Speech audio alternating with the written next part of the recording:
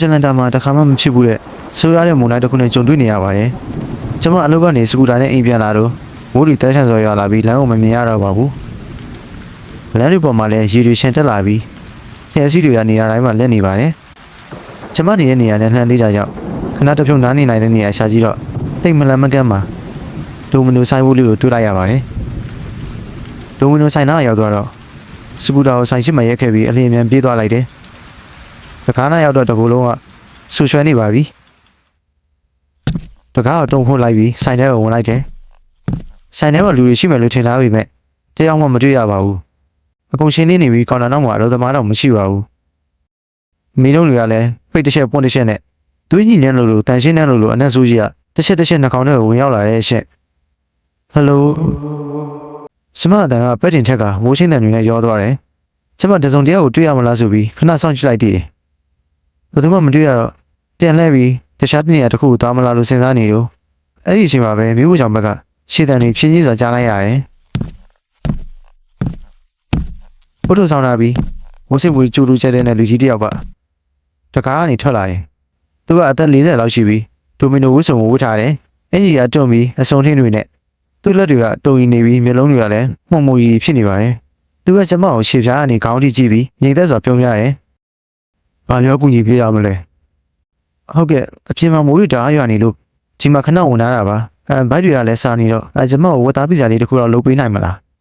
းကျမစိတ်ထဲမှာတစ်ခုမှန်းနေတယ်လို့ခံစားရပေမဲ့ပုံမှန်တိုင်းနေဖို့ကြိုးစားလိုက်တယ်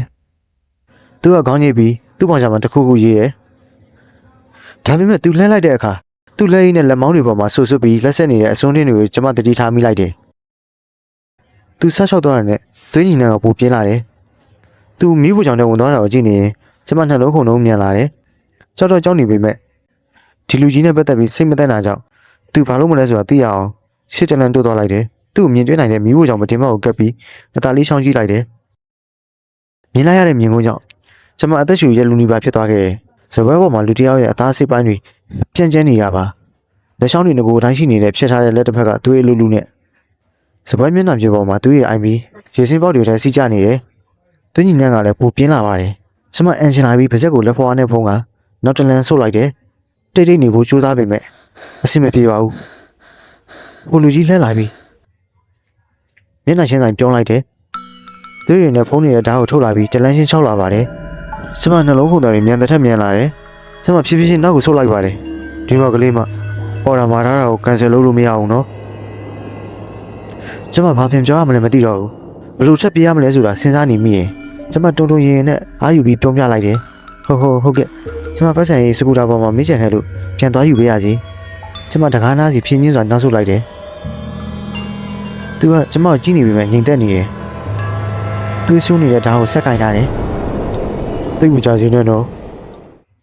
တကားကိုဆွဲဖုံးပြီးအလင်းမြန်ပြေးထွက်လိုက်တယ်သူကရှေ့တန်းတွေပြင်းပြင်းထန်ထန်နဲ့ကျမနောက်ကိုလိုက်လာပါတယ်စကူတာစီရောက်တော့လက်တွေတုံနေပြီးတော့ဖုံးလို့မရတော့ဘူးသူကကျမလက်ကိုဆွဲပြီးခိုင်ထားတဲ့ဓာတ်နဲ့အားကုန်ခုချလိုက်ပါတယ်ကျမယုံလိုက်တာကြောင့်သူရောကျမရောလဲကျသွားပြီးကျမလက်မောင်းမှာတော့အနည်းငယ်ဆက်ထိသွားပါတယ်ကျမအလင်းမြန်ပြန်ထပ်လိုက်ပြီးဆိုင်ငယ်တော့ထပ်ဖွင့်တယ်တော့ဖွင့်လို့ရသွားပြီမဲ့မွေးထဲမှာယာယီထားခဲ့ရတော့ဆိုင်ငယ်အင်ဂျင်ကအလုံးမလုံးပြန်တော့ဘူးသူတောင်းကိုမြှောက်ကင်ပြီးကျမရှိကိုရောက်လာတယ်ကြံကောင်းထောင်းမစော်နဲ့အင်ဂျင်ကအတက်မိလာပြီးဆက်နှုတ်လို့ရသွားပြီကျမလီဘာကိုအတကုံဆွဲပြီးသူ့ကိုဝင်တိုက်လိုက်တယ်သူလင်းလင်းမြန်မြန်ပဲရှောင်လိုက်ပါတယ်ဒါနဲ့ကျမလည်းနောက်ပြန်မလဲတော့ပဲသူနဲ့ဝေးတဲ့ထက်ဝေးရောက်မောင်းပြေးလာလိုက်တယ်ပြီးတော့ရဲစခန်းကိုမောင်းသွားပြီးအကျုံးထက်ကိုပြေးဝင်လိုက်တယ်တို့ကလုံးဆူရွှဲနေပြီးလက်မောင်းတွေကသွေးတွေစီးကြတာတုံရင်နဲ့ပေါ့သူတို့ကကျမကိုဆောင်းရှုံပြီးထိုင်ကုန်မှာထိုင်ခိုင်းကဘာဖြစ်တာလဲမေးတယ်ကျမရှင်းပြဖို့ကြိုးစားပေမဲ့စကလုံးတွေကမှန်မှန်မထွက်ဘူးအဲ့ဒီလက်နဲ့အသားတုံးတွေသွေးတွေကိုဆက်မြင်နေတယ်အာတင်လေးရဲ့ဖြစ်ခဲ့တဲ့အကြောင်းအရာကိုပြန်ပြောပြလိုက်တော့သူတို့ကရဲတွေကိုစစ်စီဖို့ဆွေးလွှတ်လိုက်တယ်ကျမတုံရင်နဲ့စကားတခုကိုထက်ကပြောနေမိတယ်သူတို့ကလူသားတွေပြည်သားလူပြီးရောင်းနေတာ